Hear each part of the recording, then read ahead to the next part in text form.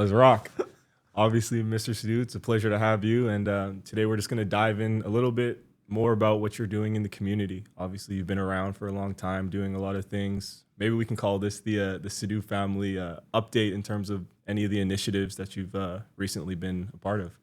Thanks, Malcolm. I haven't been on for a while. We kind of took a bit of hiatus and talked to each other since the Super Bowl. Yeah. That's probably the last time we did anything. But we focused on a foundation that we've been working with since 2015 that I mentioned to you before, called Kids Play. Yeah.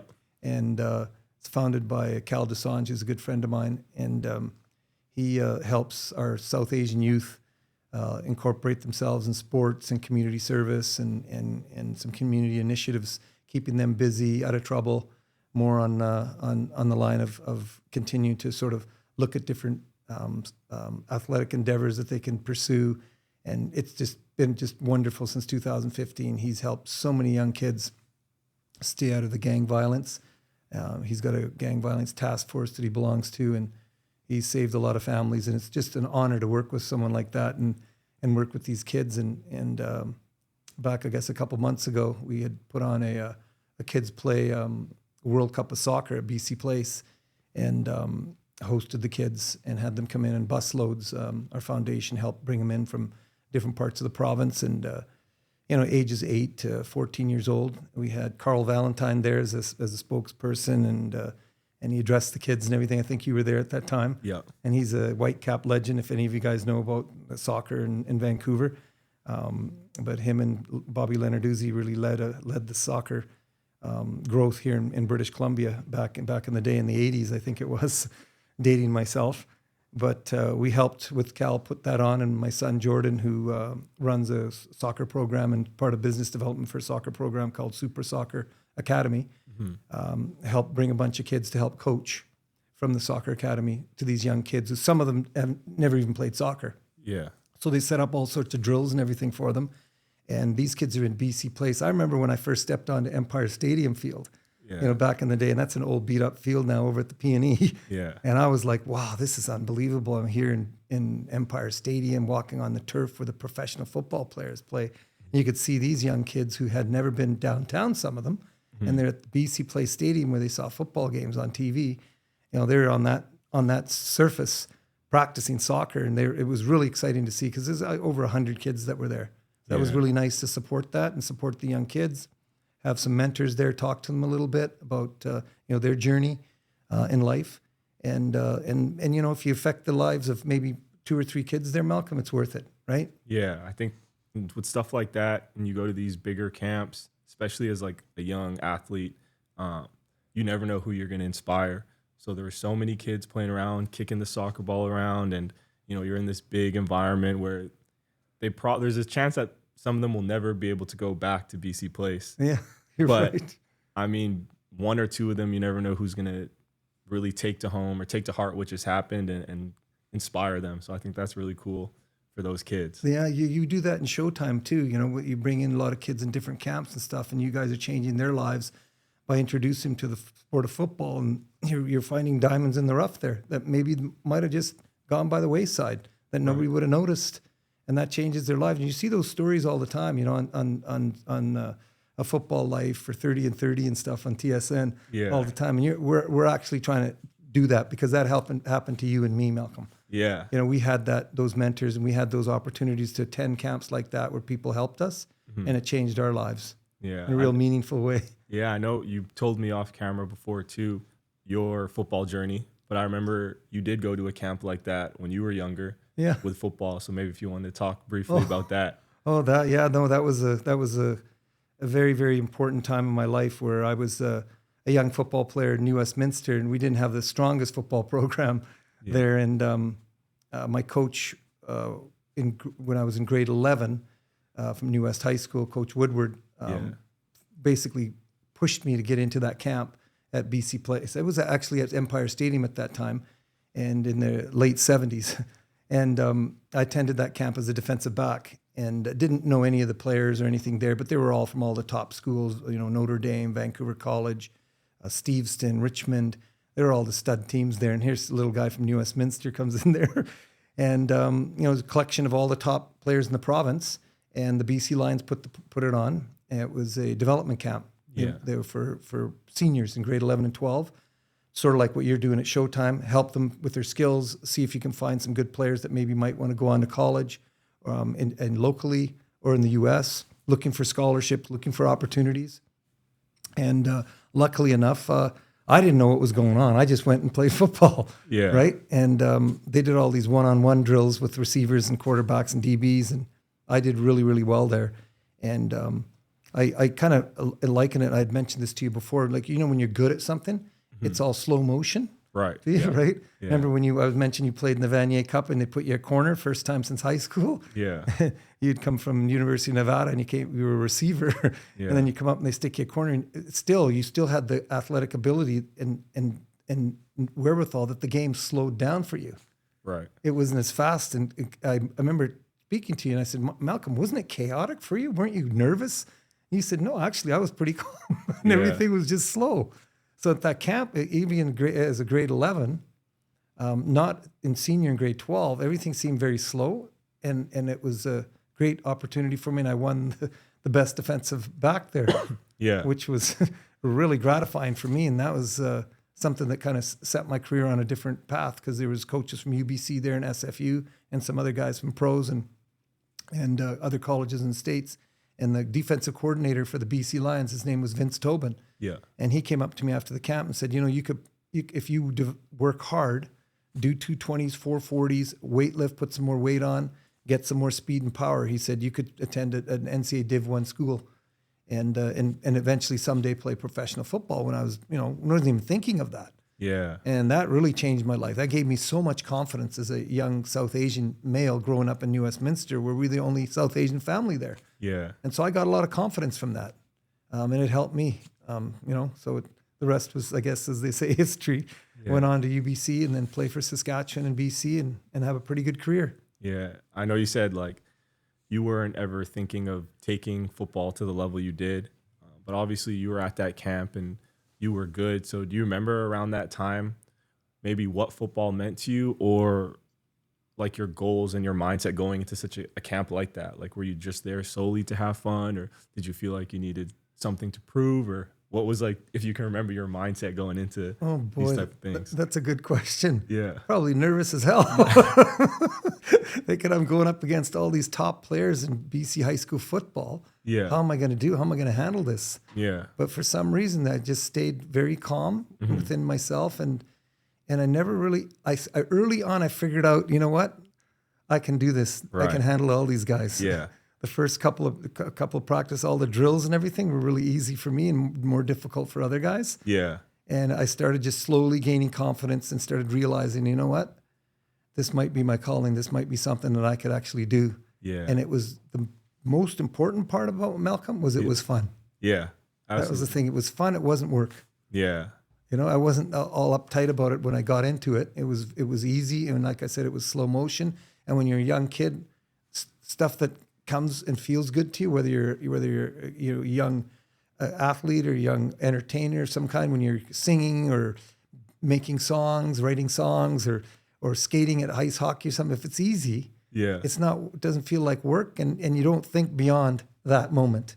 Yeah. You just think you're just in the moment that week of the camp. Yeah. I think it's funny I asked because I remember when I was going through that recruiting process, my dad and my coach, Eddie, he would take us down to the States. And the one thing that my dad would always tell me when we'd go to the bigger camps, or they'd have matchups that they wanted to see me do with all these 5-star guys, my dad would just tell me he puts his shoes on the same way you do. So him just telling me that when I got to those big moments, I always thought I don't care who you are, what your name is, what your ranking is, you put your shoes on the same way I do. And I think a lot of the kids now, because of social media and whatnot, kind of get caught up in that hype. But just being able to be present and just have fun, it enables you to get to that flow state and just play football and have fun. Yeah, you make a really good point, because that's the mental side of football you're talking about. Right. Right? And sports and life and stuff. Yeah. Right? And back in the day, I don't think they labeled anything. Right. That you were either hypertensive or depressed or anything. There was no labels back then. It was just I think at the time when you did those things, you just did them out of instinct, Yeah. right? And you Yeah. had athletic ability. And I think that's what most really good athletes, and like I said, entertainers or writers or mathematicians, it comes easy to them. It's Yeah. not hard. Yeah. And the mental part isn't an issue. Yeah. Nowadays, man, is it ever an issue? I mean, I can talk about this Four Nations thing that happened with the hockey and stuff. And Yeah. these guys now going back to playing the NHL, they're all either sitting out these games or they're playing terrible, because look at the high they came from. Look at the hockey that was played there. Yeah. They're mentally trying to readjust to the National Hockey League grind. Yeah. It's not easy. Yeah. Even to build on that Four Nations, the tournament itself, you could feel that obviously there's 3 fights in the first 2 minutes, but there was more of a sense of pride and tradition. And it was like everybody was playing for something bigger than themselves, which was refreshing to see. What do you think about that in the terms of where sports are at right now? Yeah, it's sad to see like these young 26, 27-year-olds get caught up in all this political tension Right. that's happening between Canada and the United States now. And Yeah. my wife always says there's 2 subjects you stay away from is religion and politics. Yeah. Yeah. Yeah. But we've known each other for a long time, so I feel pretty comfortable chatting with you about it. I felt for all the teams, particularly the Canada and the U.S., that they just want to play hockey. Right. They haven't played against each other in a long time. There's a lot of pent up, anticipation for these players who hadn't played in some of these big games. And when you look at big games in hockey, Malcolm, I mean, I can maybe articulate the history of some of those big games. The first big game that was in hockey when I was really young in elementary school was 1972, the Summit Series against the Russians, Okay. Canada versus Russia. And that was very charged politically. The Russians against the Canadians. We got to beat the Russians. The Right. Russians are trying to take over the world. The Russians are the bad guys, Yeah. right? And that was just like a war, Yeah. right? And we came out of that, but with Paul Henderson scoring the goal, winning that series 4-3 was just like so crazy. I still remember watching the game in it was at Lord Kelvin Elementary School. In the janitor's office, he had a little black and white TV, and all his kids are all in there, crowded around the TV, watching Paul Henderson score this winning goal, going nuts.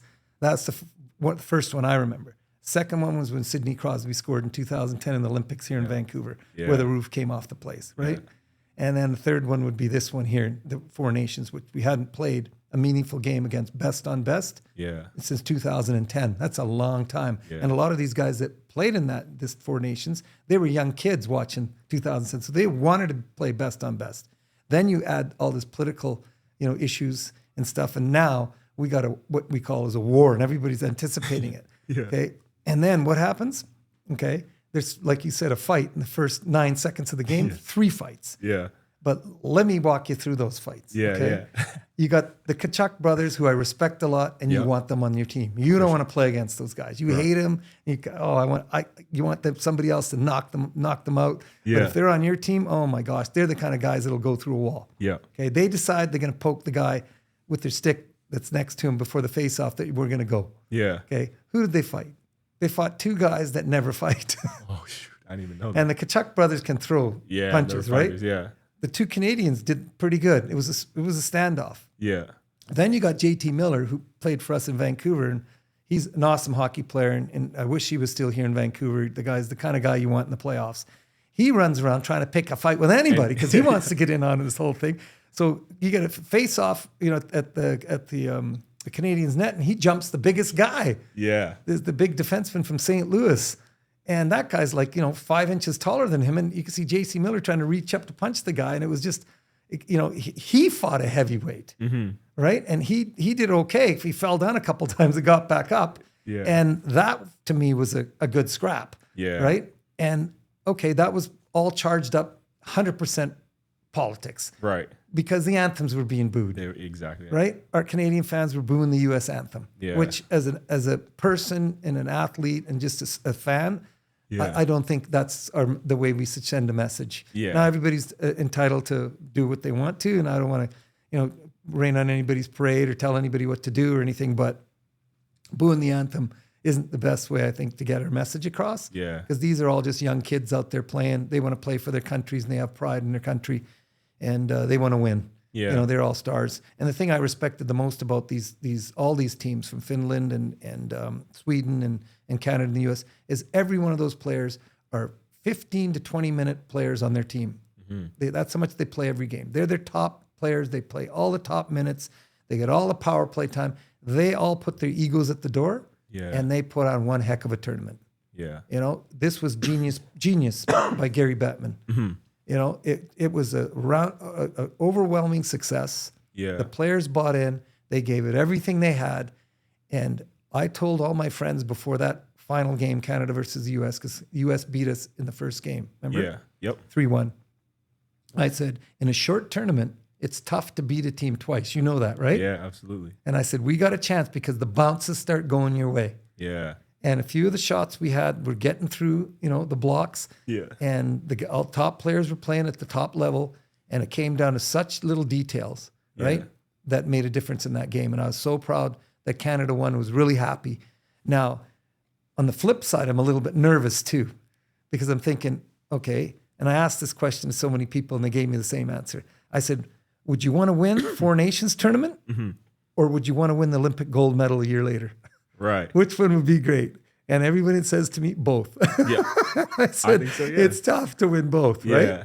But let's see. I'm hoping that, you know, this tournament, you know, dovetails into the Olympics and we have a Yeah. great showing there, and that our coaches that coach this tournament here for Canada make a few more tweaks with maybe some players and stuff. Yeah. And we had a couple injuries too that Theodore got injured.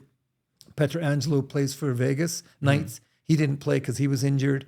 So those are two top defensemen we were missing. Yeah. The kids that we had in there played really well and got a lot of experience. Yeah. But I think we add and tweak a few more. We still, I think, are at the top of our game in the world, Yeah. Canada.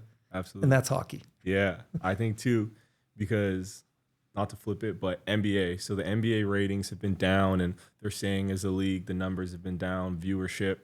And I think me personally, a part of that goes back to that sense of pride and that level of competition. They do have the NBA All-Star game, and LeBron James, he decided last minute he doesn't want to be a part of it. He didn't want to play.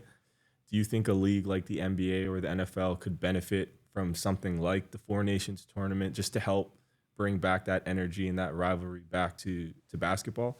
Yeah, that's a really good question, Malcolm. I gotta be honest with you, buddy. I mean, you breathe on somebody the wrong way in the NBA and you get a foul. Yeah. I mean, where's the physicality anymore? Right. Where's guys pounding each other and posting up and playing down low hard? It's a 3-point game now. Yeah. Right? Everyone's out on the circle out there hitting threes. Yeah. There's no real rivalries anymore. There's no, you know, Magic Johnson against Michael Jordan. You know, Michael Jordan against Larry Bird.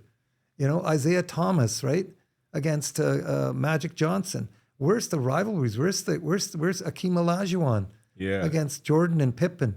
Right? The wars, the 7-game series.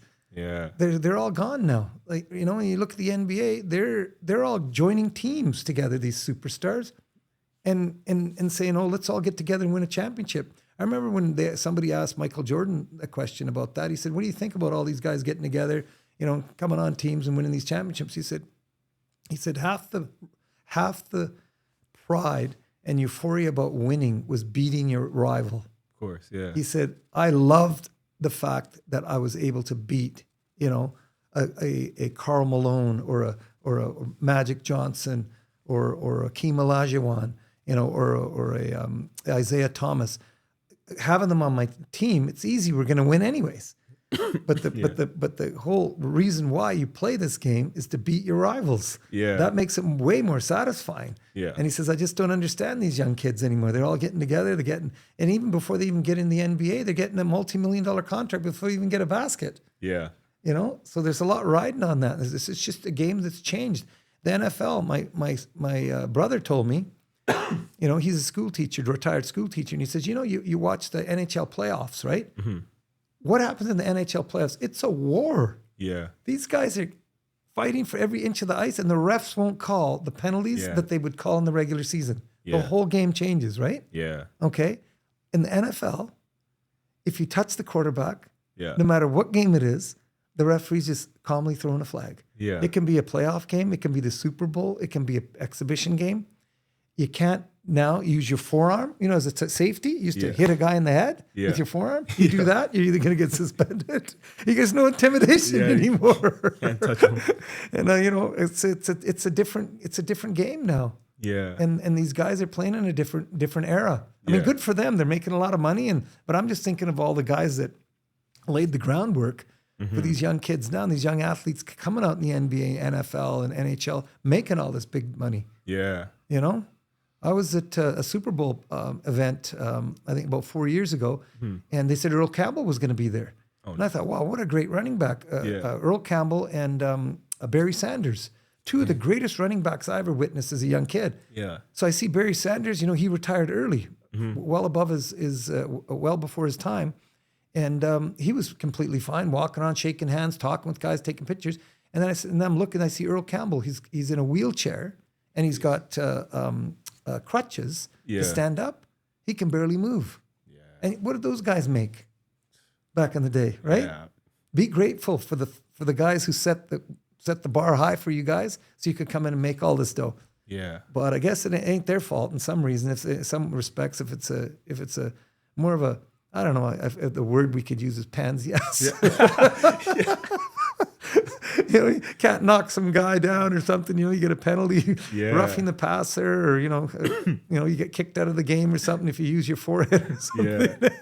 Do you think? I guess this might be a hard question to focus. NBA or NFL? If you were the commissioner and you wanted to increase the viewership and get that tradition and culture back, what changes or what things would you implement from your side? Do you think that could just bring that excitement back to the game, and that it's almost like when we talk about sports in the past, like there are these like great stories.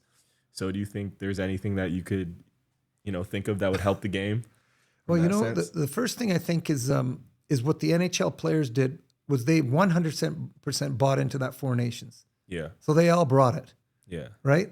So I think the NBA particularly needs to create real strong rivalries with teams and have the players bring it. Not just it's an all-star weekend to come and hang out and do some dunk contests. And, they can do that during the all-star, event, but they should have a real meaningful match. Right. Where the players really engage in a real rivalry against each other. Yeah. That it's not just powder puff basketball where everybody just looking like it's the Globetrotters, right? Yeah, yeah.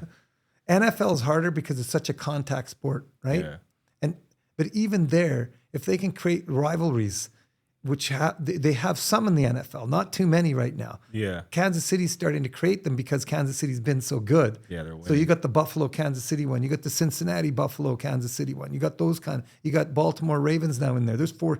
Maybe do something around that. Yeah. Wouldn't fans be pretty fired up and seeing those guys playing an all-star game or something? Or, no, for sure. Something where rivalries and the players really engage in it and really want to win. Yeah. And they get something for it. Yeah. I think they can take a page of what the NHL did. It's just they have to figure out how they get the players bought into it. Yeah. Because right now, the NBA All-Star Game and the NFL All-Pro games, right, are all just fun, right? It's a good time to all get together and celebrate your achievement as being one of the top players in your profession. Yeah. I think that's the best way to try and do it. Yeah. No, I agree. That's a great point. What about I know you were rooting for Kansas City in the Super Bowl, and we thought, Coach Andy Reid, such a great coach, and maybe he can scheme them up. But what's your breakdown? What's your Sadoo Sports breakdown on the Super Bowl? Well, Sadoo Sports breakdown, I don't know. I'm not very good at predicting anything. I lost money on that game, Malcolm. I watched Andy Reid prepare for so many games during the regular season. I thought, what a brilliant guy. Yeah. Because he changed everything during the game. Most coaches are like tunnel vision. They don't break from their offensive or defensive schemes. Yeah. I could not believe that Philadelphia could rush four guys, not blitz anybody, and get there at Mahomes. Would they sack him 6 or 7 times? Yeah. Rushed him maybe 7, 8 times, knocked him down 5 or 6 times. Yep. I mean, they made him look mortal. Yeah. Yeah. Right? They make Tom Brady look mortal when he gets heat on him. Yeah. Right? Terry Bradshaw looked average when they're blitzing him and he couldn't get time in the pocket. Yeah. So for the first time in a long time, I think it caught up with them, Malcolm, with Kansas City. They had so many close games during the regular season that they pulled out of the fire. Yeah. This one, they weren't going to pull out of the fire. They just did not have an answer for that defensive front four. That's what controlled the game. Yeah. And then the offensive line for Philly, they let Jalen Hurts sit back there all day long. And when he didn't have time to throw, he scrambled out and made most of it in the yards that he could get. Yeah. And I was surprised that Kansas City did not make any adjustments. It was Malcolm. It was third down and long like that every time they were in, right? Yeah. First, second down, nothing. Yeah. All of a sudden, it's 3rd and 9, 3rd and 7, 3rd and 8. They had them behind the sticks the whole game. Yeah. And there was no adjustments made. Run the freaking ball. How many times did they run the ball? Not much. Not much at all. Keep pounding the rock in there. Even though you were getting 1 or 2 yards, you got to keep. These guys are pinning their ears back because there's no run game. Yeah. And the defensive players were crowding the receivers, and the linebackers were moving up because that D line was getting there so quick. Yeah. He had no time, and they know that it's a dink and dunk offense. Yeah. Right? There's not much deep threat there on that team. Right. And they were crowding all the receivers and running backs, and there was no place for him to throw the ball. Yeah. He was holding it, and they just got there all the time. Yeah. So I just think it was a great game plan by Philadelphia, but Philadelphia was as advertised, way more physical than them. And there was one other thing that I think contributed to the game in some way that a lot of fans don't know, but the term three-peat, right, was coined by Coach Riley of the LA Lakers. Right. Okay. And he won 3 straight championships for the LA Lakers as a coach. Yeah. Pat Riley. Yep. So he had the phrase coined, three-peat. Somebody from Kansas City before the Super Bowl called him and said, Coach, can we buy that or take that three-peat name? Because when we win, we want to be able to say three-peat. Yeah. Yeah. And don't you think that would fire you up in the locker room before the game's even played? These guys are trying to buy the term three-peat. Yeah. Kind of like Calgary, but we won't talk about that. We good. Yeah, it's kind of like in 2015, I remember we were going into the Hardy Cup, and I heard through the grapevine that Calgary heard you guys bought the plane before we played, but thank you for warming it up for us. But yeah, that was crazy. I didn't know that about the three-peat in Kansas and LA. So yeah. So that kind of stuff gets around, right? yeah. I remember when we went to the Vanier Cup for the first time at UBC, and the coach in St. Francis Xavier said that UBC's overrated. Right. They're playing average teams. Yeah. So guess what Coach Smith did? He put that article in the locker room, blew it up and put it up in the locker room, never said nothing to us. Yeah. We destroyed them 61-0ing. And we wouldn't stop. Yeah. We just kept scoring and scoring at will. And, whether you're a college football player or a college athlete or a professional athlete, you don't give anybody anything. You remember, Malcolm, what coaches used to tell you when you got interviewed? What's that? Praise the other team. Oh, yep. And question period is not answer period. Yeah. Just don't tell them what they want to hear. Tell them what they want to hear. Don't tell them what you really think. Yeah. Let your play do the talking. Yeah. Right. And that kind of stuff can really fire up a team. That's true. In 2015, when we were playing the Hardy Cup, UBC against Calgary. Yeah. When you came up your first year and we had Michael O'Connor there, we had heard, that's right, that Calgary had already booked their flight back east. Yeah. For the Atlantic Bowl. Yeah. Because they thought they were going to beat us and then play in the Vanier Cup there. Right. Wow. Yeah. I didn't know that, man. I wish I knew prior to that. Maybe it's a good thing I didn't know. 'Cause I talked a lot, so that probably wouldn't have done me any good. But good motivation. Yeah. Yeah.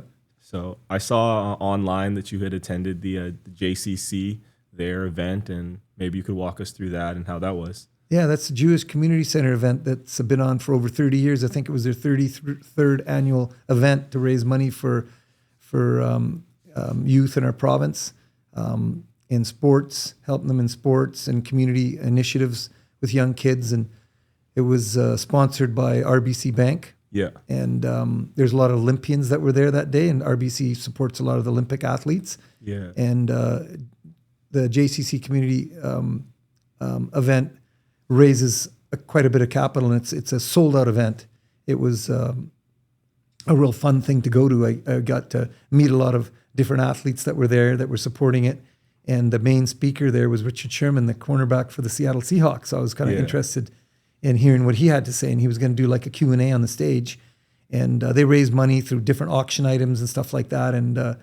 And Howard Blank is one of the top auctioneers in the city, and he gets water out of a rock, man. He gets guys bidding for all sorts of stuff, and people were bidding for going to the Seahawks game, and you can, be with Richard Sherman and Cam Chancellor, and you can have dinner with them the night before, and you fly down in a private plane and all this kind of stuff, and football signed by Richard Sherman, and he'll throw it to you from the stage, and all this kind of stuff. So they raised quite a bit of money, and they use it for a bunch of youth initiatives in our province.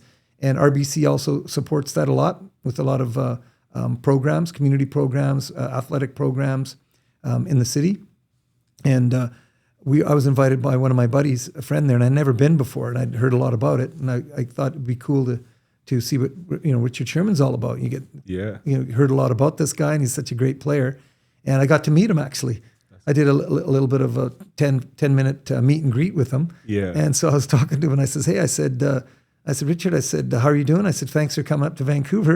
And he said, hey, man, what's up? And I said, yeah. I said, I'm good friends with Warren Moon. He said, oh, really? Warren Moon, eh? Yeah. So I got his attention. Yeah, right? yeah. And then we started talking. I said, man, I said, can you, I hate to ask you this question, but I said, who made the call? Maybe I shouldn't have, because he was in a good mood. Who made the call to pass the ball on the half-yard line in the Super Bowl? Yeah.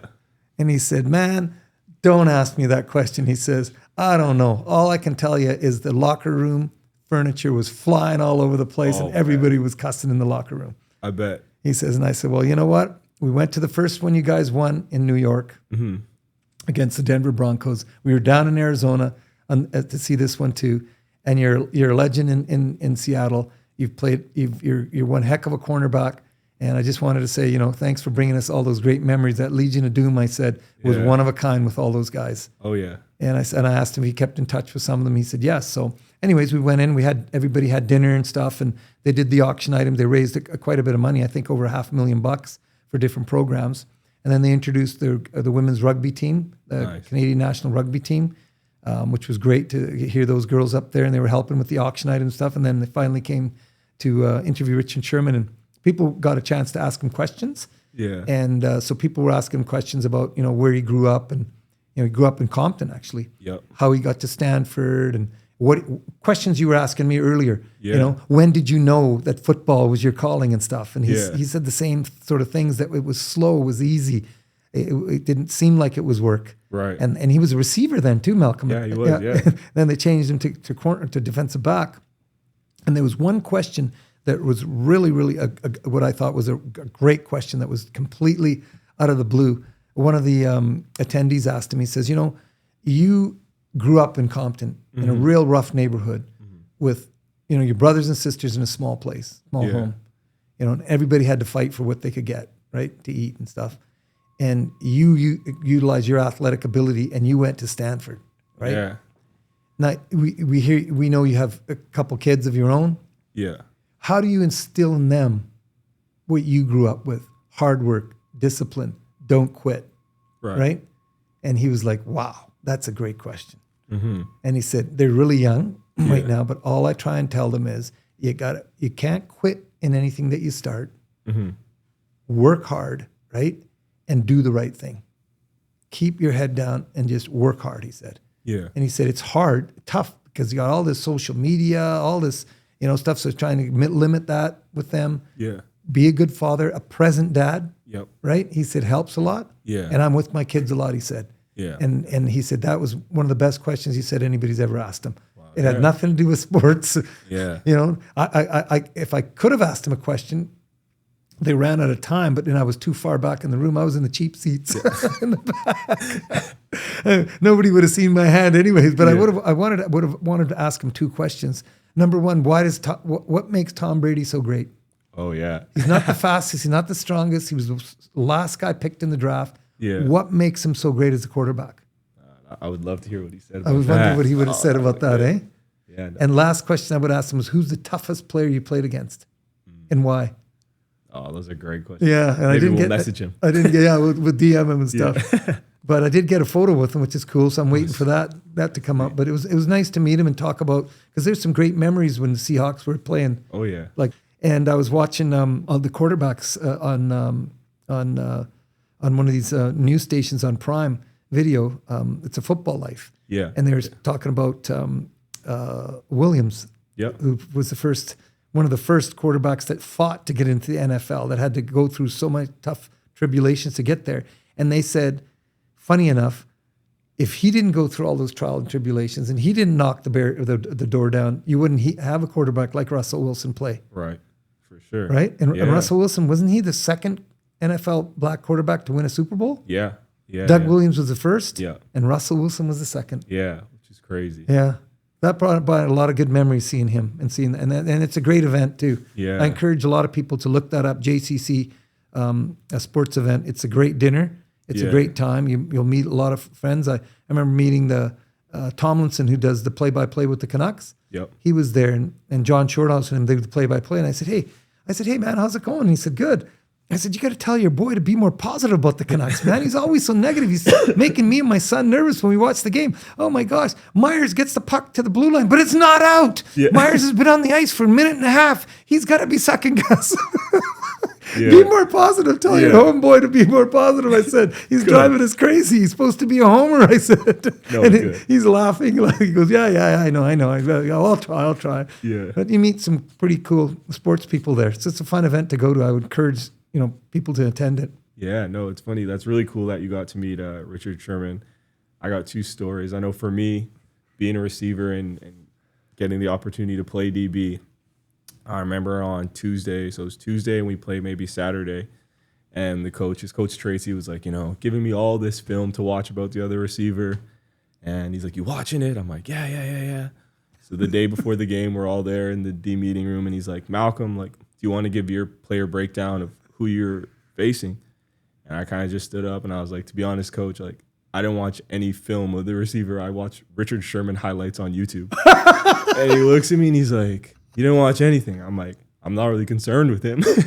And then he just gave me a look and he's like, I'm never going to ask you to break down any film again. Because I didn't, watching Richard Sherman. I just remember going to the room with Stavros, and I was just on the iPad watching Richard Sherman highlights. And what did that do for you, Malcolm? Like, what were you learning from that? I think for me, I just wanted to see how he played the game because he's a taller corner as well.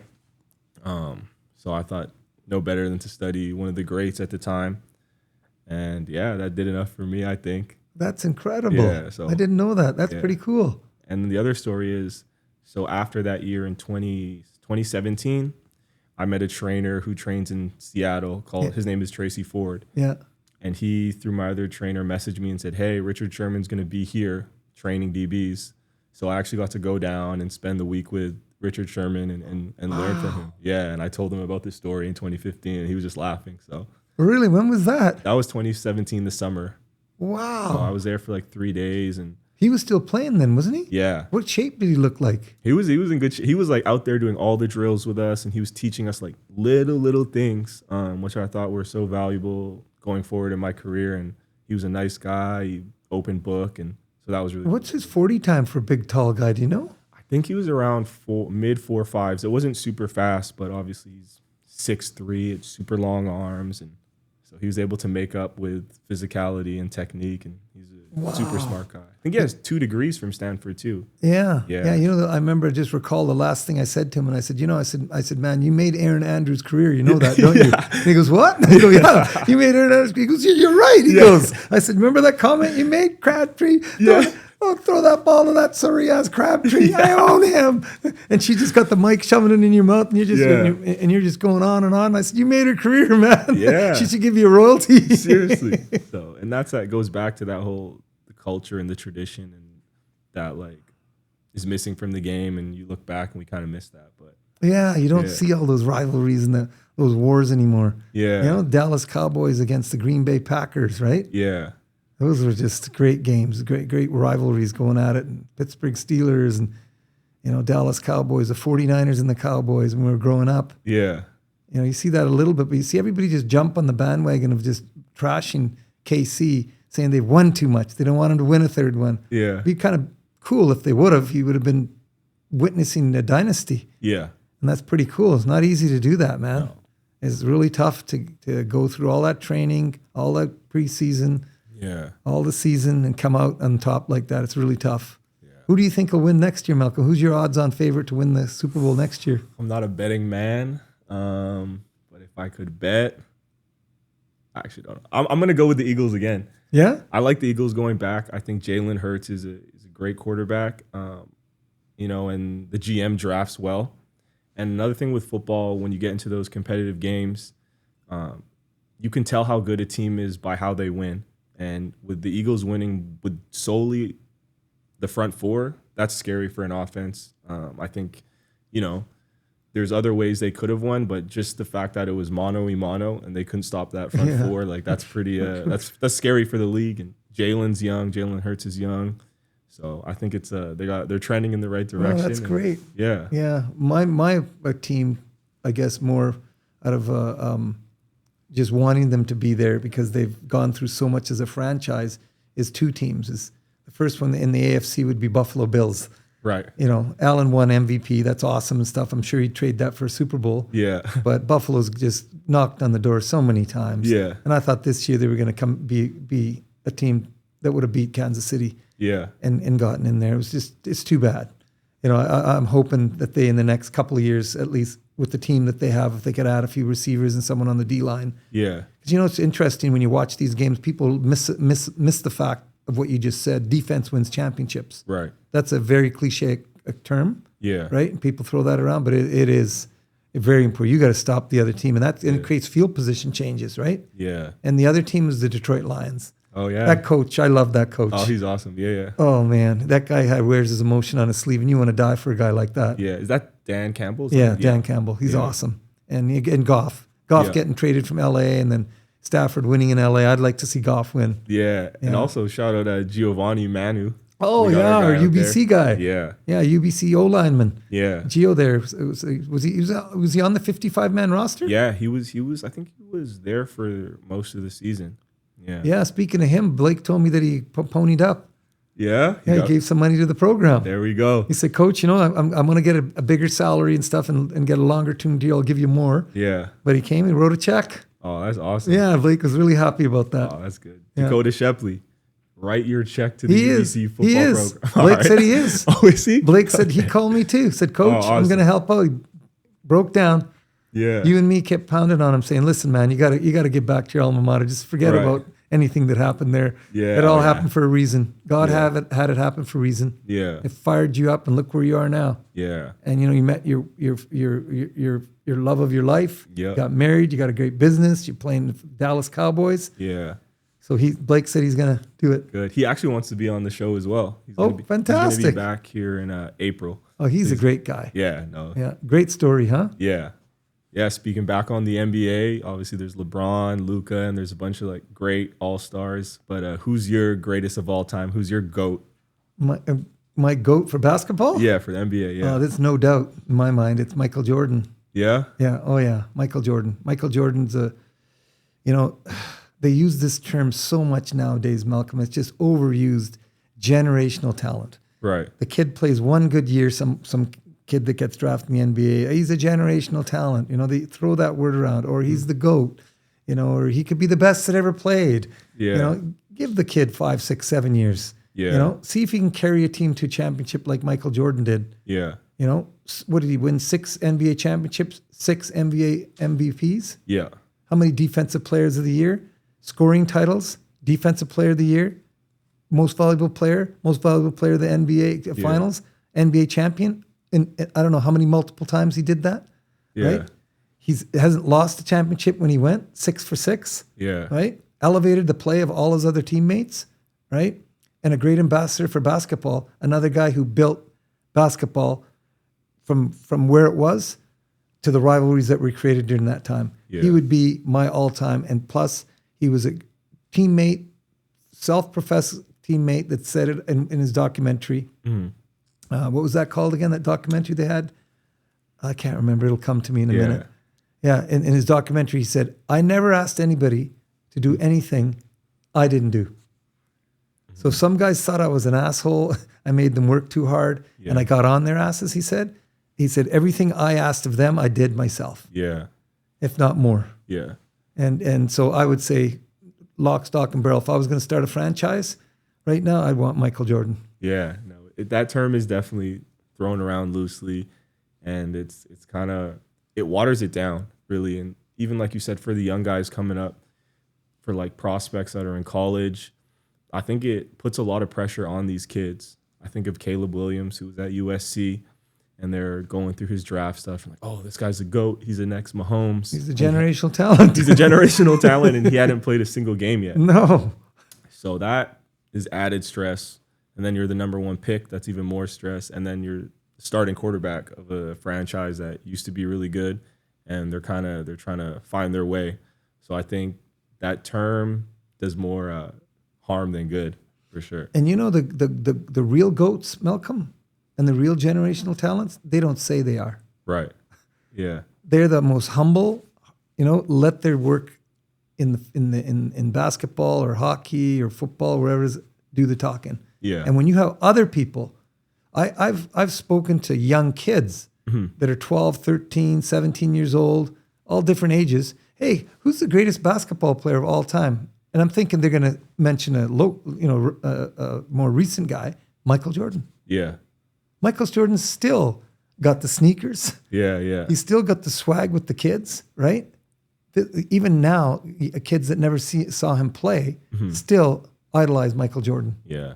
That is incredible. Yeah. That's spanning so many different generations, right? Yeah. Another athlete that I respect so much, that gave so much to the sport of boxing, who I felt is the GOAT, is Muhammad Ali. Yeah. He gave it everything he had. He was such a great personality, such an intelligent man. If you watch some of his YouTube clips and stuff, the stuff he talks about and relates to, and how many guys can predict they're going to knock a guy out in the 6th round, man, and do it? Come on. Yeah, that's crazy. Yeah. That's incredible. Yeah. I remember the fights he had with George Foreman and Joe Frazier. Those were just epic wars. Yeah. And they were mano on mano, like you said, right? In that ring, you can't run. No. And he says, I'm going to knock him out in the 7th round. What happened? 7th or 8th round, he knocks him out. Yeah. Unbelievable.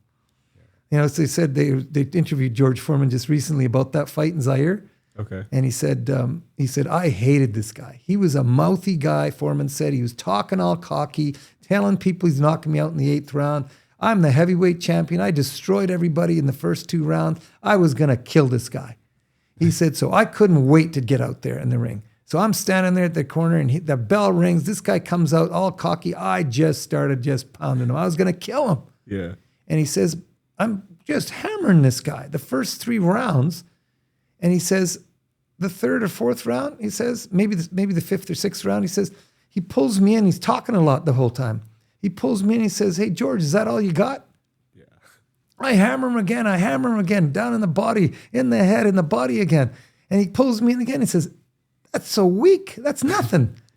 He says, when he said that in the 6th round, I thought, I think I'm in the wrong place here. Yeah. I'm dead, and this guy's not going down. Yeah. And he knocked him out, and I think it was the 8th round. That's crazy. Knocked down the behemoth George Foreman, who nobody said could be beat. Yeah. Incredible. That's where the term rope-a-dope came from. I didn't even know The that. first time he rope-a-doped. And his corner was saying, get out of the corner, get out of the corner. What do you do? Really? Get off the ropes. Yeah. And he's just shaking his head, telling him, just leave me alone. Taking a pounding there.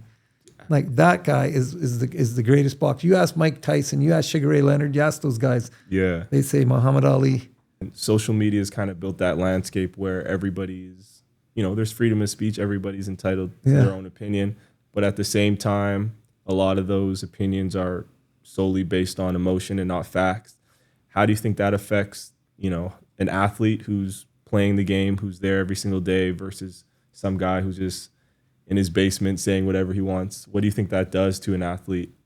It's a really good question, because it's changed sports a lot, particularly in Canada. Yeah. In these Canadian cities where everybody dies, Right. lives and dies by their team winning in hockey. Yeah. Right? A lot of players talk about, they'd rather play in Florida or Tampa, where nobody even knows much about hockey. LA. I remember, Malcolm, I was down in Los Angeles when the LA Kings won the Stanley Cup about, I don't know how many years ago that was. And we were sitting at the Beverly Hills Hotel, and these guys were sitting beside me, and they go, hey, one of the guys says, hey, did you hear we won the Stanley Cup? The other guy says, what's that? Yeah. And he says, oh, that's the championship in hockey. Oh, really? We got one guy, what's his name? Luke Robitaille plays for us. Yeah, he's a good player. Gretzky was down here too. They go, that's right, that Wayne Gretzky guy came down here. We're diehard Vancouver Canuck fans. Right. If we won the Stanley Cup, Crazy. we would be crazy in Vancouver. Yeah. They were just like sloughing it off like it's no big deal. Yeah. But what social media has done now, I think, it's created too many narratives that's taken things that happen in a locker room, right?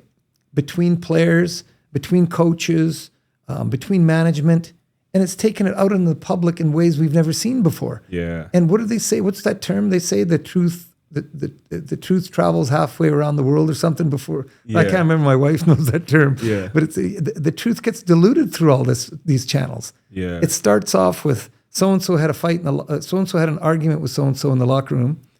So-and-so said a racial slur to the person in the locker room. So-and-so had a brawl in the locker room, right? To so-and-so, had an affair with his wife. Yeah. It goes from a little spat to Yeah. a story in social media that's completely fabricated. And we talked earlier about mental health and what it was like growing up for you as an athlete and me back in the 70s and 80s. We didn't have all this scrutiny on us. Yeah. When things were dealt with, they were dealt with in the locker room. Our coaches told us when we spoke to the media, it's not question periods, not answer period. Yeah. Just compliment the other team. Don't say anything negative. Yeah. And get out of there, Yeah. right? And now you got all these armchair quarterbacks, all these armchair hockey fans saying, trade this guy, get rid of that guy. And if these athletes engage in that and look at that, it's just going to bring them down, Yeah. right? And it happens so much more in Canada because we're so hyper vigilant with our teams and they're part of our life. I remember when my younger son was at elementary school, the teachers said they didn't even have to look at the news to see if the Vancouver Canucks won a hockey game. They just looked at Jordan. Yeah. And if he was down like this, they knew the Canucks lost. They said, okay, Jordan, what was the score? Did we lose? Or if we won, they could tell. Yeah, right? that's cool. But now everything's out in the open. Yeah. Just recently, too, what happened with the Canucks with Pedersen and Miller and stuff. Yeah. I mean, Kiprios on Spit and Chicklets said, why does everything that happened with the Vancouver Canucks get out into the media? Right. Why can't it stay In-house. in-house in the locker room? Why are these guys going on social media or having these conferences, press conferences and everything stuff? Yeah. Just keep it all within. It makes it harder to be a professional athlete. It messes with your mind. You don't think these guys are out there trying to perform, Yeah. trying to play hard? Both of us can attest to that. Some days, Malcolm, when you warmed up before a game, you knew you didn't have your legs, right? Yeah. For sure. And maybe sometimes in the second quarter or third quarter they came, right? Yeah. You're still trying, but they're so heavy you can't get there. Yeah. These guys are all trying, but you got these guys on the internet. Get rid of him. He wasn't back checking. He's a bum. Yeah. He should be traded to here. And he did this. And we heard about this downtown. He was drinking here. And it's just like you can't have a life, Yeah. right? It just consumes you. So you either have to have a very strong family base of upbringing, Yeah. that you're solid with yourself, and your coaching staff is got your back, and your management. Otherwise, it's just a slippery slope, and that's what we're seeing a lot of. We're seeing so much of the social media is just so negative, and people like being a coach. Yeah. They all think they're coaches. They all think they know the game. A lot of stuff that goes on out there, people don't understand. Yeah. People are playing through injuries. No one wants to say they're hurt. For giving the other person, the other team, a sort of like Quinn Hughes. He's not saying where he's injured. It's a Yeah, no. lower body. It's an upper Yeah, you body. can't. It's day to day. Now those are the words they use. Yeah. How many coaches actually tell you anything about the injuries? 2 days later, I still haven't gotten the information from the training staff yet. What's going on? Yeah. That's all over the social media. Yeah. Coach is saying it's an upper body injury. We saw his shoulder going in, this posting pictures and everything, right? Yeah. Like yesterday's game when Tyler Myers got hit in the shoulder here with the puck. I was slowing down the video and I said he didn't get hit in the cheek. He got hit in the shoulder. Boy, he went down hard for that. Yeah. Within seconds, minutes, it's online that he got hit here in the clavicle with the puck, and there's a nerve there, right? And he's got a big welt, and the nerve stopped him from breathing for a second. So that's how come he freaked out on the ice like that. Everything is known instantaneously now. Yeah. There's no mystery anymore. Yeah. And if there is stuff that's said, a lot of it's not fact. Right. And I know there's a term that somebody's down south using all the time, fake news. Yep. Yeah, a lot of it. A lot of social media stuff it makes it really hard to be an entertainer, to be honest with you. Yeah. You got these guys sitting in their basement suites texting stuff, about people or putting it online. It's not even true. It's sad.